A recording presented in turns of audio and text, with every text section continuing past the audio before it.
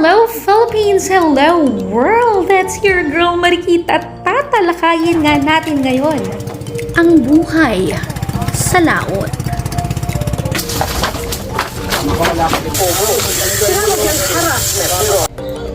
Bago magsimula ang aking istorya ay bumili nga muna kami ng mga kagamitan na aming gagamitin dahil sa laot nga kami matutulog. Kung makikita nyo ay safety first ang aming priority kaya minabuti ng daddy na ipatingin ang aming mga gulong bago kami magpatuloy sa paglalakbay.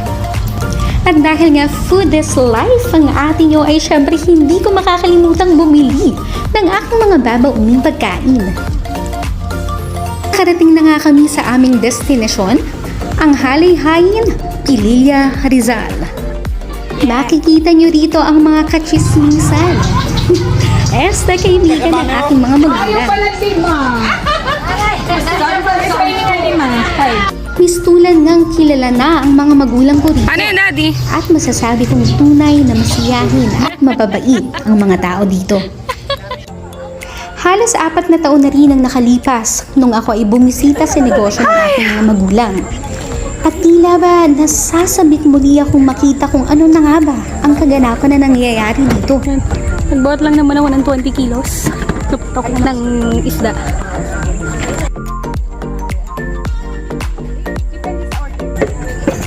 Ating daanan.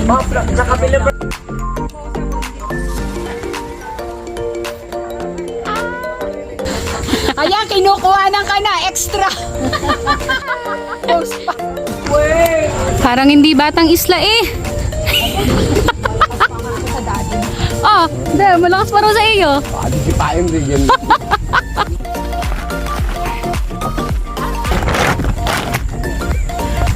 Ginagandahan natin eh. Oh. Dalawang ulam.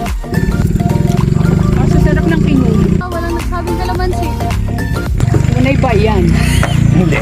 Baka ikaw eh. Baka mamaya siya na Baka kami, iyagis ka namin.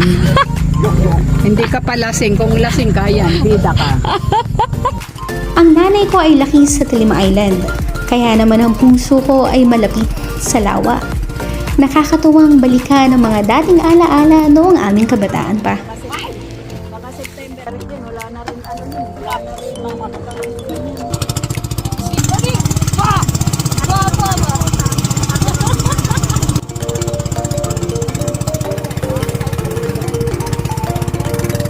Sadyang napakaganda nga ng lawa. Nakakatuwa ding makita na napapanatili ang kalinisan nito. Tila katahimikan at kapayapaan ang aking nararamdaman sa mga panahong ito.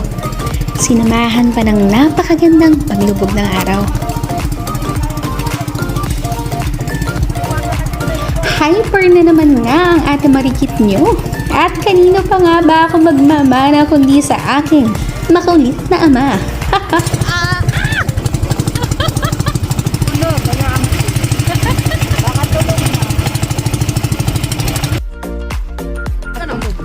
Ilang kubo na nga rin ang aming nadaanan at napansin kong halos lahat ay may tao.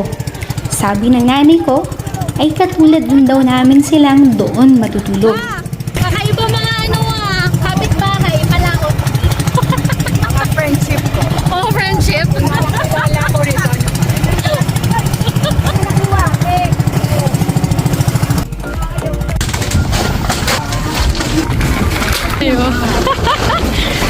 Ngunit ang napakasimple ng buhay dito.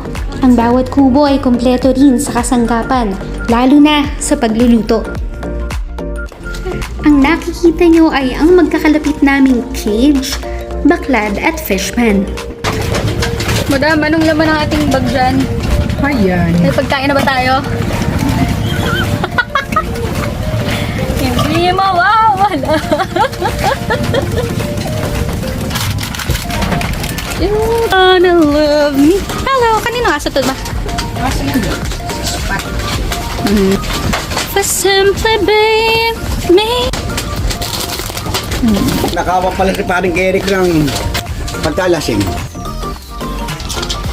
At dahil nga bumababa na ang sikat ng araw ay nakaramdam na rin kami ng pagpalam ng aming sa kanila. Nakakatawa nga dahil tiningnan ng aking ama ang talas ng aking utak sa pagliliyab ng apoy gamit ang panggatong.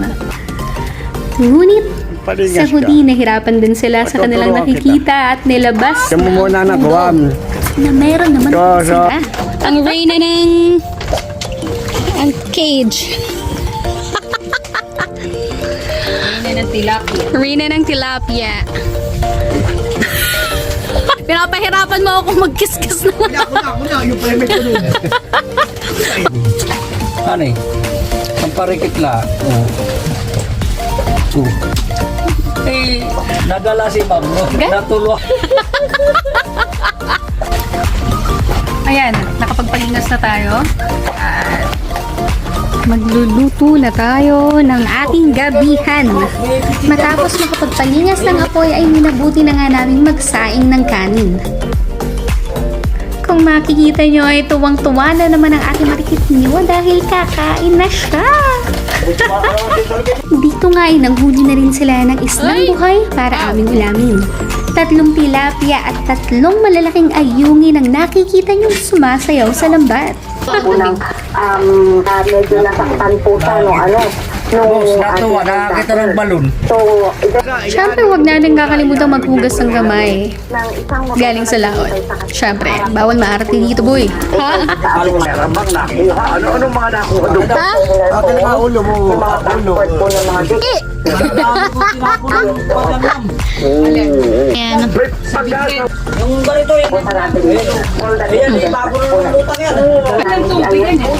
Ganyan ang Ang namin sa baklad. siguro ni taong alam niya na makakapagay naman ang hangin. susumbong dahil papasunod. Punta dito, kung kaya saan. Kasi ang ginagawa po Beauty siya. hindi ko alam yung Nakikita niyo ba ang nakikita ko? Fresh na sinalab na isda. Ito ay niluto lamang sa asin at naluto sa sarili niyang katas. Kulay ng isa sa aking mga paborito. At syempre huwag natin kakalimutan ng pambansang sinigang na sabaw.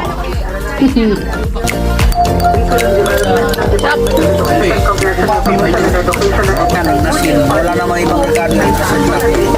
Asin lang. Painitin mo. Inom, kilit. Yung loda.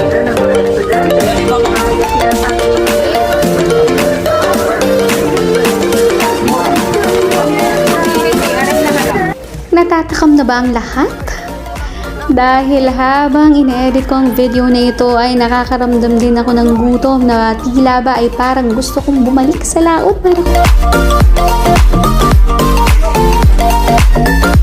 At alam nyo na nga ang kasunod. Matapos kumain ng gabihan ay sino nga ba namang Pilipino ang hindi magtatapos sa isang masayang inuman matapos ang isang mahabang araw ng pagtatrabaho. Simpleng buhay lamang, pero masaya. Tawang-tawanan lamang ang iyong madarama. At nga, nagsimula ang kanilang kwentong pangmangingisda.